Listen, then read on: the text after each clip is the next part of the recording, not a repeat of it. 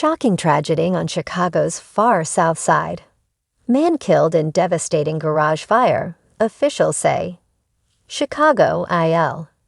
A peaceful evening on Chicago's far south side turned into a harrowing tragedy after a deadly fire broke out in a residential garage late Sunday night, claiming the life of a man and leaving a community shaken. According to the Chicago Fire Department, the blaze erupted with alarming speed and intensity, turning an ordinary structure into a deadly inferno within minutes. The fire, reported around 10:45 p.m. in the 11,700 block of South Laughlin Street in the West Pullman neighborhood, left no time for rescue. Flames engulfed the detached garage before neighbors could react, and despite the rapid response from fire crews, one man tragically lost his life inside the structure.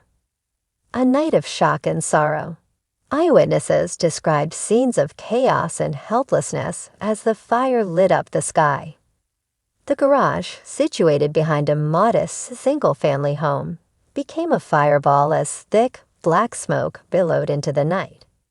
Neighbors rushed outside, some in slippers and pajamas, drawn by the crackling sound and the suffocating smell of burning debris. I heard this loud popping noise, and when I looked out the window, I saw flames shooting up, said Denise Harris, a resident who lives 2 houses down. It was horrifying. We didn't know someone was inside at first. If we had known, we would have tried to do something. Firefighters arrive, but time was not on their side. The Chicago Fire Department arrived swiftly after multiple 911 calls. Engine companies and trucks surrounded the property, attacking the blaze from all angles. According to CFT Deputy District Chief Robert Flores, the garage was already fully engulfed upon arrival. Our crews moved in as fast as they could, Chief Flores said at the scene. But due to the intensity of the fire and the volume of materials inside, it was a very dangerous and fast-moving situation.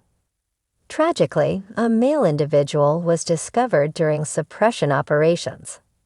The victim, whose identity has not yet been released pending family notification, was pronounced dead at the scene. Firefighters found his body amid the debris after the flames were extinguished. Questions and investigations begin. In the hours following the fire, investigators from the Office of Fire Investigation and Chicago police detectives remained at the site, sifting through ashes and twisted metal. The cause of the fire remains under investigation, though early speculation suggests that flammable materials stored inside the garage may have contributed to the rapid spread. The garage was reportedly used for both storage and as a personal workspace, though neighbors mentioned it wasn't uncommon for the man to be inside late at night. "We're not ruling anything out yet," said Lieutenant Martin Alvarez, a spokesperson for the Office of Fire Investigation. Whether this was accidental, electrical, or due to other materials inside, we'll determine that after our full investigation is complete. Who was the victim? While officials have not released the man's name, neighbors identified him as Tony, a man in his 50s who had lived in the neighborhood for more than 20 years. Known for his mechanical skills and quiet nature, Tony was well-liked but kept mostly to himself. He could fix anything, said neighbor James Mitchell. Cars, lawnmowers, even electronics. He didn't say much, but he'd always wave when you passed by. Another neighbor, Mrs. Ethel Washington, wept as she spoke of him. He was a good man. He looked after my place when I went to visit my daughter. It breaks my heart that he died alone like that. A pattern of residential fires raises concerns. This latest tragedy has again raised questions about fire safety in Chicago's older neighborhoods, particularly in detached garages and storage areas. Just last month, a similar fire in Englewood destroyed 3 garages and several vehicles, though fortunately, no one was hurt. Experts point out that many of these garages are decades old and not build with modern fire-resistant materials. Moreover, some homeowners use garages for purposes beyond vehicle storage, including workshops, man caves, or makeshift living spaces, which can introduce fire hazards if not properly equipped or maintained. People often store flammable liquids, old gas cans, paint, and even propane tanks in these areas, said Chicago Fire Prevention Bureau official Angela Morris. When those ignite, it can escalate within seconds. It's extremely dangerous. As news of the fire spread, residents and community leaders began organizing a memorial and seeking ways to support the victim's family. A small makeshift vigil has already taken form near the burnt remains of the garage. Candles, flowers, and handwritten notes have been placed by those mourning the loss. "We lost one of our own," said Pastor Greg Thomas from the nearby Trinity Baptist Church. "Tony wasn't a celebrity, but he was loved by his neighbors, and that matters. We'll honor him with dignity." A GoFundMe campaign was also launched Monday morning to help cover funeral expenses and support any surviving relatives.